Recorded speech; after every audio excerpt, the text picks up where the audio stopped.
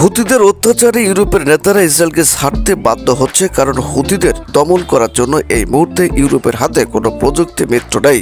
তারা আমেরিকার সাথে গিয়েছিল, হুতি দমন করতে পারে নাই, ঘুরে এসেছে, ব্যর্থ হয়েছে।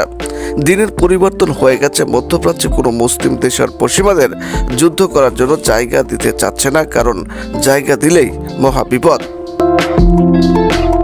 তাছাড়া মিসাইল, ড্রোন, রণতরী এখন হুতিদের কাছেও আছে, অথবা মিত্র কোনো মুসলিম দেশের কাছেও আছে। সুতরাং ইসরায়েলের পাশে থাকলেই মহাবিপদে পড়তে যাচ্ছে ইউরোপের দেশ ও নেতারা, কারণ তাদের ব্যবসা বাণিজ্যের 12টা বাজিয়ে দিচ্ছে হুতিরা ইউরোপের দেশগুলোর জাহাজে হামলা করে। তাই ইউরোপের নেতাদের আর কোনো উপায় নেই, হুতিদের সাথে আপোষ করে ইসরায়েলের কাছ থেকে দূরে সরে ফিলিস্তিনের পাশে দাঁড়াতে হচ্ছে। তাছাড়া আমেরিকা বিরোধী শক্তি এখন বিশ্বে বলা যায় প্রবল শক্তিশালী। তারাই তাদের স্বার্থের কারণে হুতিদের পাশে শক্ত অবস্থান করে আছে।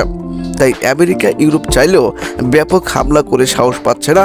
হামলা করলে মহাবিপদ, মহাযুদ্ধ। তো সবাই ভালো থাকবেন। আল্লাহ হাফেজ।